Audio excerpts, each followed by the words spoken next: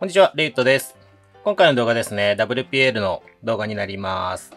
このホイール塗ってみようということで、ちょっと今回は手抜き塗装編っていう感じでご紹介させていただくんですけども、実はですね、先日、長野の方にキャンプをしながら、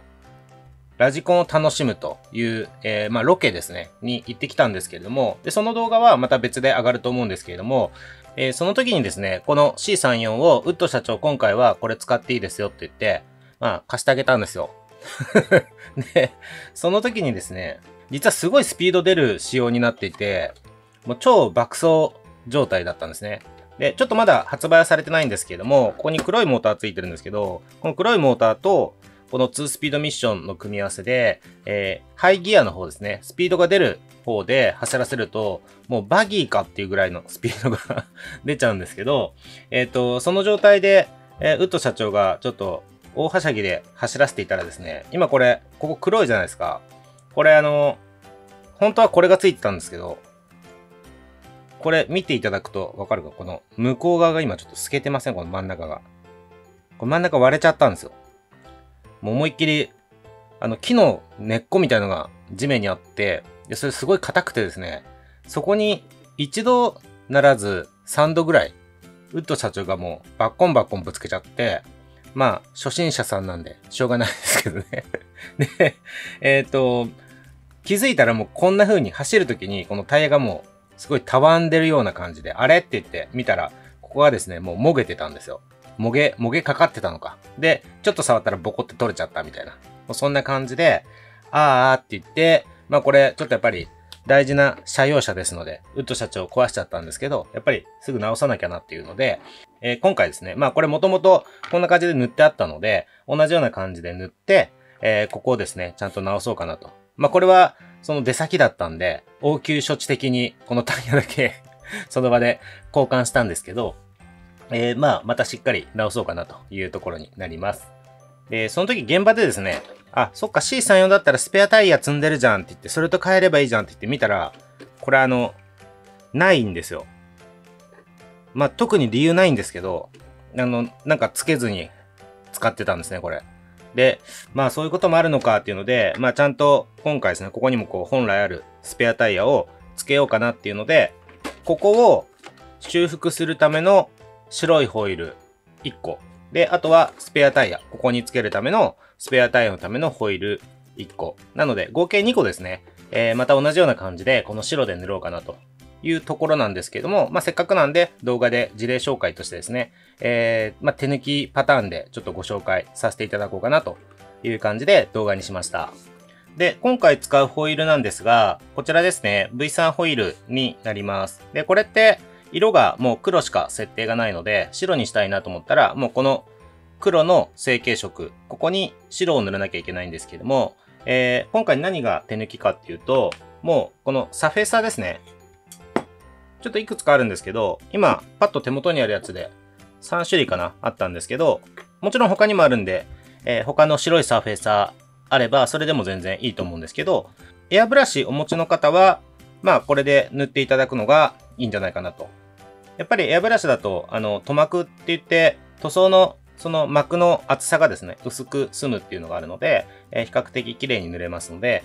もしエアブラシをお持ちの方は、これですよね。この白いサーフェーサー、これを使っていただくのがいいんじゃないかなと。これは、クレオスさんの1500番ってやつですね。で、エアブラシないよっていう方は、もちろんこういう缶スプレーのサーフェーサーも、売ってますので、こういうものでもいいんじゃないかなと思います。で、今、これたまたまあったのは、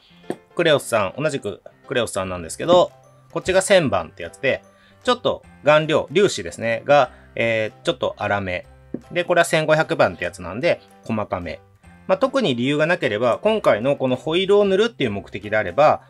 個人的にはこの1500の方がいいんじゃないかなと思います。もちろんこっちでも全然問題ないですけどね。こっちの方が、ちょっと表面がザラザラっとした、より、もともとサーフェーサーなんで、どっちも艶消しな感じになるんですけど、こっちがより粗めな感じになります。なので、もしですね、このホイールを塗るために買うんだよっていう方は、おそらく1500選んでいただいた方がいいんじゃないかなと思います。はい、では早速もう塗る準備をしていこうかなと思うんですけど、これですね、今回手抜きでやりますので、毎回のように手抜きって言ってる気がするんですけど、今回もちょっと手抜きでやるんですけど、ここの縁ぐらいはできればですね、やらなくても最悪いいと思います。この縁、ここぐらいはペーパーでこうちょっと荒らして足付けって言って塗装がですね、剥がれにくくする作業なんですけど、これをやっていただいた方がいいんじゃないかなと。理由としては、このホイールの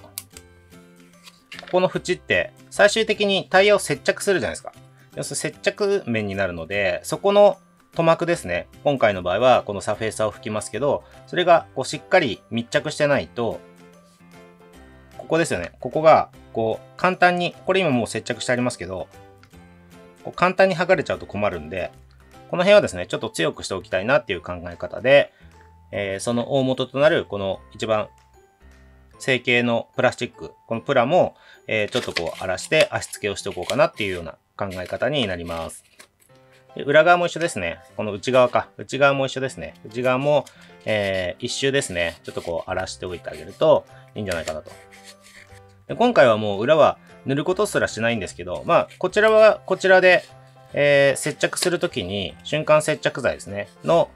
足付けっていうイメージですよね。やっぱり瞬間接着剤もこうちょっと下を荒らしておいた方が付きは良くなりますので、裏側なんか特に目立たないんで、この側面もちょっと削っちゃってもいいと思います。ここだけじゃなくて、こちら側もちょっとこう削っちゃっていいと思います。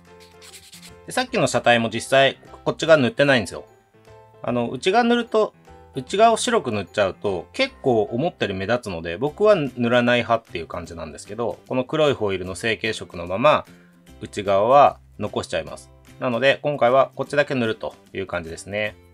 じゃあ、さらにここの上の面をこう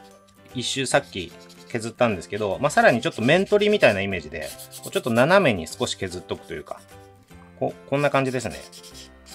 僕はちょっとこれぐらいやるような感じにいつもしてます。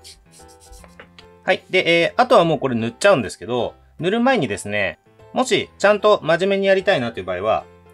できれば歯ブラシと中性洗剤を使って、もうこれを泡だらけにして、こうゴシゴシゴシって、歯ブラシでですね、もう、洗って、で、しっかり乾かすっていうのがベストです。やっぱりこれを成形するときにですね、型に入れてこう抜くじゃないですか。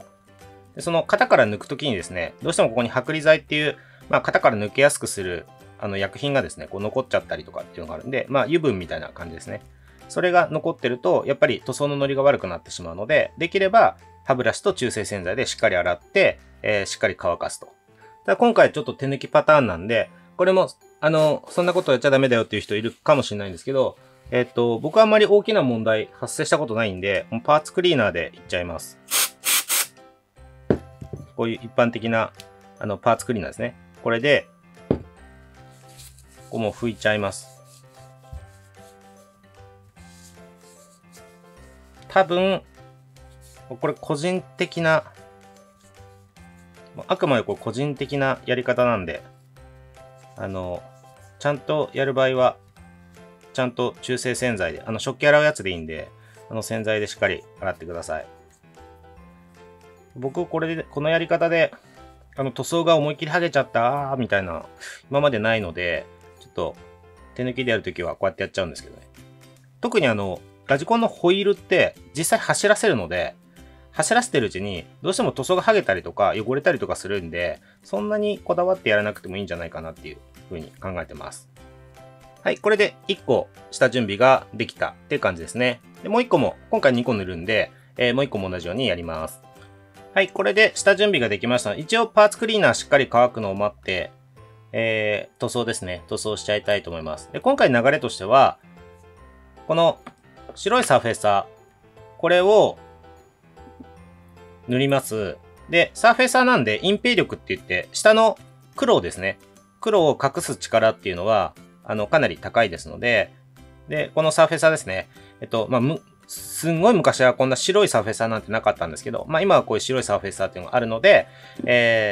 これを塗ります。で、白くなります。もう、その白を塗装の代用にしちゃうっていう感じですね。で、さらに、今回、このラッカーのフラットブラック、艶消しの黒ですね。これを、ホイールの中心部だけちょっと塗り分けっていう感じで、ここですね。ここだけは筆塗りでもうパパッと塗っちゃって、あとはそれも乾いた後に汚し塗装ですね。汚し塗装まで、一応しようかなと。で、一応それでも僕の中で手抜きって感じなんですけど、一応今回そこまでやるんですけども、もちろん手抜き塗装なんで、ご自身での判断ですね、ここまでやるっていうところまでで全然いいと思います。例えば白だけ塗って終わりっていうのでも全然いいと思います。一応今回は、そんな感じで、工程としては3工程かな。白塗る、筆塗りで黒で塗り分けする、で最後に汚し塗装をさっとすると。っていうところまでやろうと思います。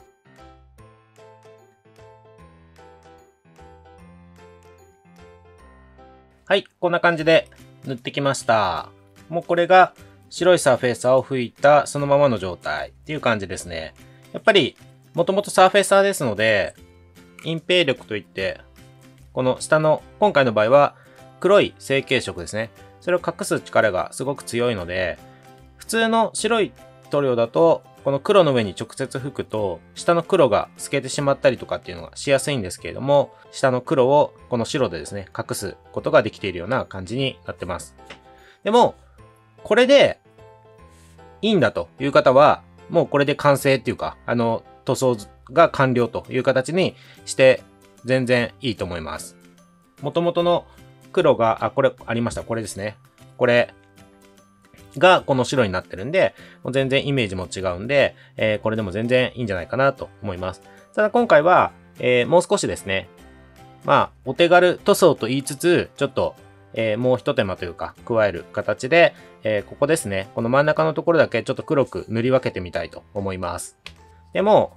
これですね、このラッカー塗料の艶消しの黒ですね。これを使って塗ってみたいと思います。で、これもですね、ちゃんとしてる人は、この瓶から直接こう筆で塗るのは良くないよっていうのがあるとあると思うんですけど、僕はあんまり気にせず塗っちゃいます。この瓶から直接。やっぱ楽なんで、これで塗っちゃおうかなという感じですね。で、これも、ラジコン塗装のいいところというか、この後汚し塗装するから、そのメリットって感じですかね。ラジコンっていうより、最終的に汚し塗装をするから、楽な部分として、ちょっとぐらい、こう、塗り損じても、ちょっとはみ出ちゃったりしても、結構ごまかしが効くので、そんなに、こう、神経質に塗らなくても、ここは大丈夫かなと。ある程度、今回の場合は、今、この塗ってる通りの感じですけど、ここを塗り分けようかなっていう感じなんですけど、これちょっと希釈済みの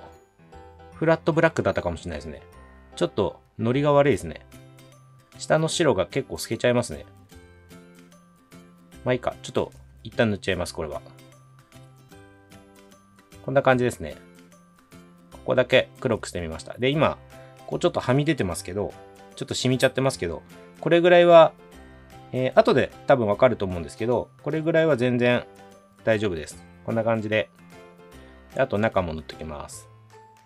こんな感じですね。これだけでも結構、周りが白で、ここだけ黒に塗り分けるっていう、こういうのをするだけでも結構見た目が変わってくるんじゃないかなと思います。ちょっとこれ、薄かったんでこの塗料。多分、すいません。これエアブラシで塗るために希釈したやつですね。ちょっと別のやつがあると思うんで、それに変えます。ちょっと今、こっち薄かったんで、もう一個持ってきました。多分こっちは希釈してないんじゃないかな。これ多分筆をそのままこうやってやるのは、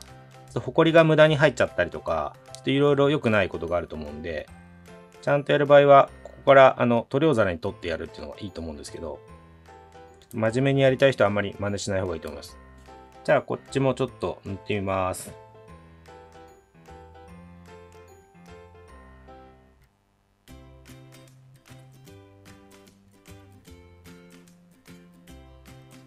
そうですね。さっきよりちょっとマシかな。でもちょっと透けちゃいますね、角の辺とか。まあこれも後で汚し塗装するときにカバーできると思うんで大丈夫かなと思います。で、気になる場合は2回塗ればいいと思うので、1回乾かしてからですね。1回乾かして2度塗りすれば、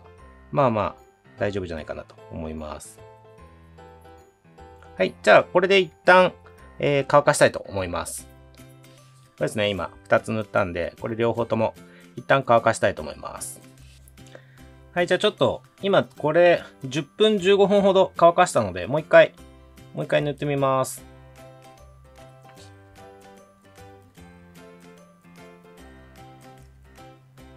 ちょっとこの角の部分だけやっぱり表面張力で引っ張られて、こう下の色が出やすいので、ちょっとそこだけさささっともう一回2度塗り的に色を隠すようにちょっと塗ろうと思います。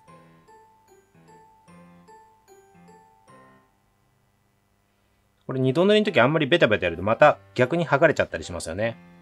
なので、ちょっと、さささっと。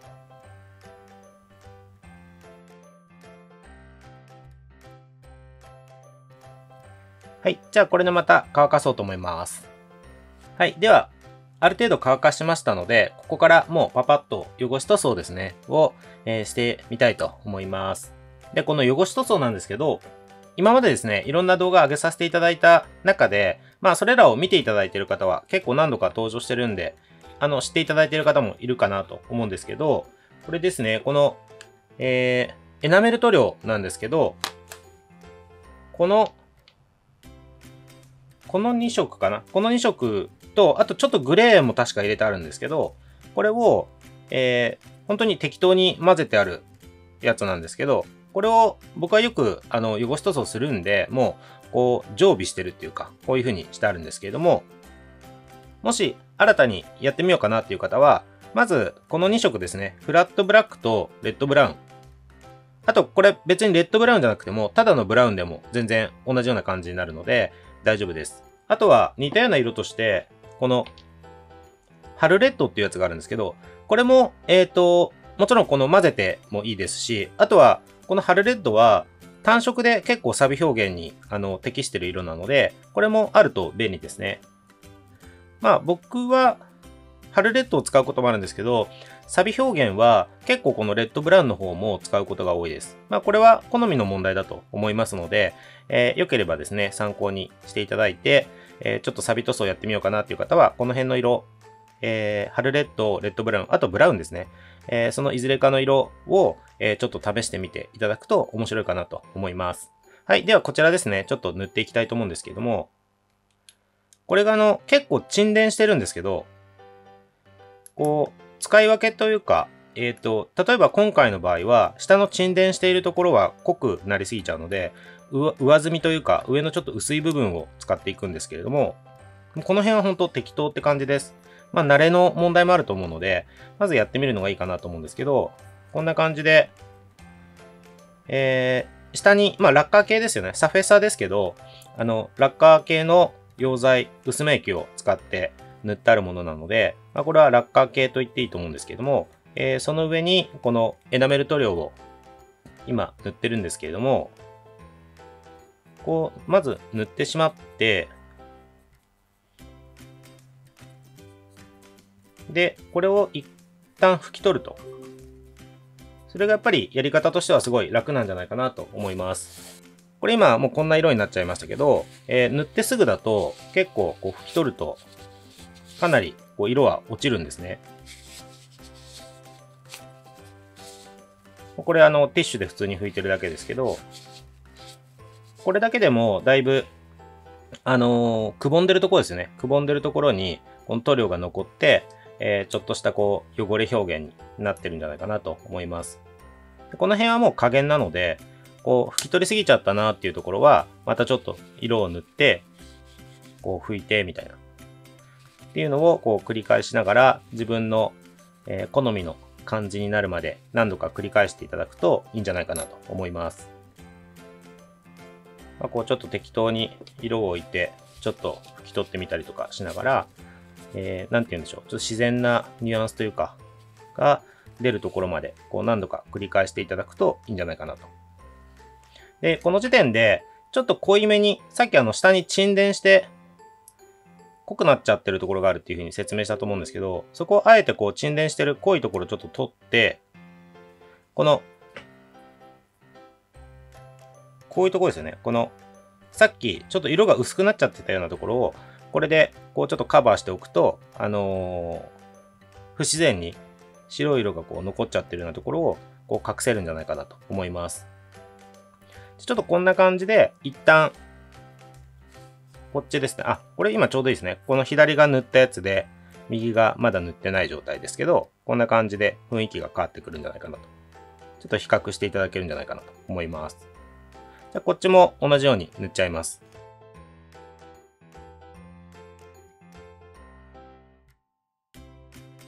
こんな感じですね。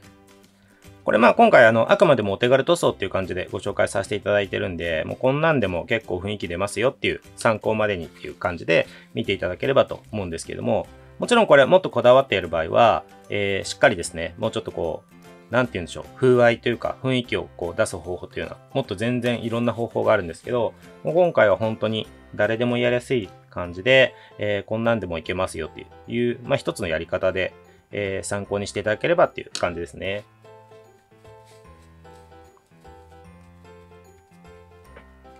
はい、これで、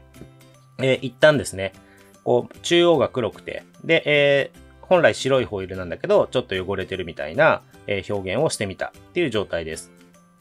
で、ここからですね、さらにこの今塗ったエナメル塗料が乾くのを待って、で、丁寧にやる場合は、ここで一回ですね、この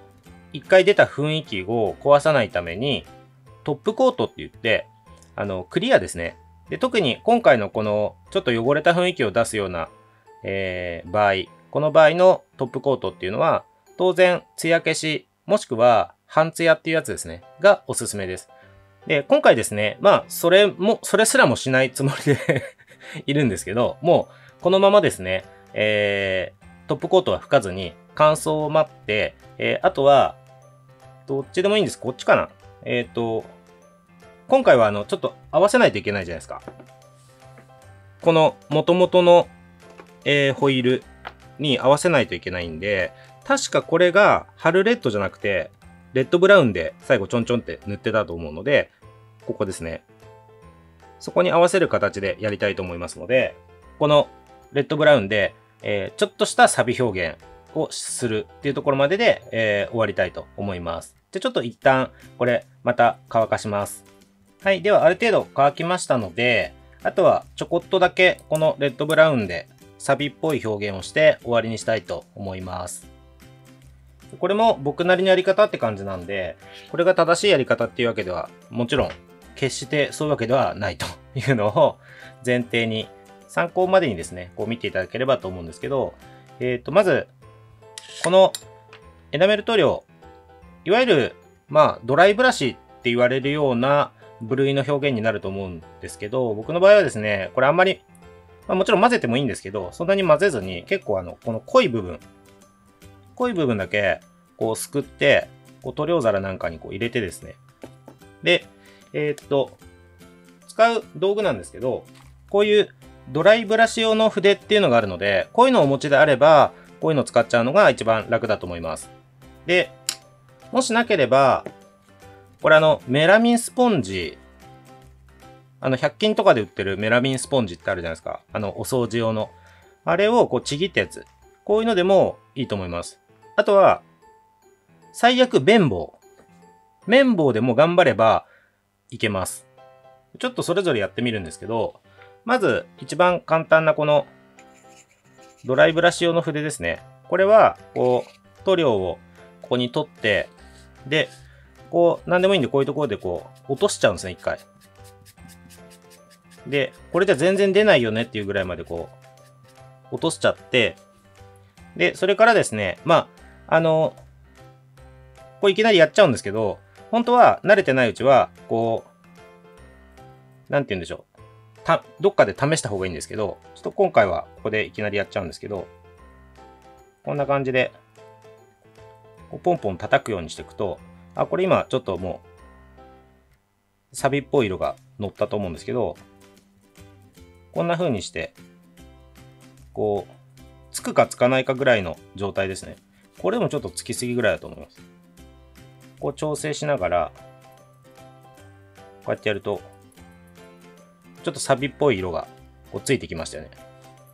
こんなんで全然いいと思います。で、せっかくなんで、次、これか。このメラミンスポンジでやるパターンなんですけど、ちょっと今回指っていうか、手で持った状態でやっちゃうんですけど、より丁寧にやるなら、ピンセットでこうつまんでやるのがいいと思います。その方がやりやすいんじゃないかなと。これもさっきと一緒ですね。ここ取って、このままポンポンってやるとつきすぎちゃうんで、こういうところである程度取ってから、で、さっきのでいくと、この辺か。この辺今全然塗ってないところですけど、この辺にこう、ポンポンポンと、こんな感じですね。これ今ちょっとついたと思うんですけど、これをこう、自分の思った感じになるところまで繰り返していく感じですね。こんな感じですね。これ多分今すでにやりすぎてるんですけどね。これ元々のやつなんですけど、壊れちゃったやつ。多分これより全然サビいっぱいつけちゃった感じになっちゃってるんで、これもうすでにやりすぎだと思うんですけど、ちょっと、まだ塗ってないこっちの方で綿棒を試したいと思います。綿棒は、こんな感じで、これも一緒ですね。このままやると思いっきりついちゃうんで、こういうところで、こう落としてから、こうつくかつかないかぐらい。この状態で、こうポンポンポンポン置いていくというか。こんな感じで。ちょっと見えますかね？今この辺やったんですけど、こんな感じで、こうつけて、こう、カスカスにするっていうんですかね。この、スッカスカにして、つくかつかないかぐらいで、こうポンポンやると。こんな感じで、綿棒でも十分、このラジコンの汚し塗装ぐらいだったら、全然できると思います。まあ、これぐらいでいいかなという感じですね。で、あとは、この中央のところ、なんか実写って、特に4区系ってこの辺めっちゃ錆びてません？この中央のところ。そのイメージで、ここにもう思いっきり、この辺は茶色をのせとこうかなっていう感じで塗っておきます。こんな感じですね。これちょっと今テカっちゃってるんで、あんまりかもしれないですけど、これエナメル塗料ってちょっと乾くのに時間が結構かかるので、こう塗ったばかりの時はちょっと変な感じになっちゃってても、しばらく時間が経つと結構自然な風合いになるので、こんな感じで。確かにここ塗りすぎてるんで、こういう場合はですね、一応、こう綿棒かなんかにエナメルの溶剤を染み込ませて、ちょっと染み込ませて、でこれでちょっとこう、こすってあげると結構取れるので、やりすぎたっていう時は、こうエナメルのいいところで落としやすいんで、こう、落として、ちょっと自然な感じするっていう調整も全然できます。はい。では、今回ですね、まあそんなに深くこだわらずに、適当にって言うとあれですけど、白のサーフェイサー拭いて、で、これですね。これで、ごめんなさい。その前に、この真ん中か。真ん中をラッカーのフラットブラックで塗り分けをして、で、これで適当にささっと塗って、ガーッと拭き取って、で、ちょっとサビを乗せたみたいな感じで、比較的簡単にできる、やり方なんじゃないかなと思ってご紹介させていただきました。一応タイヤはめるとこまでやっておきましょうか。これでタイヤをこうはめると、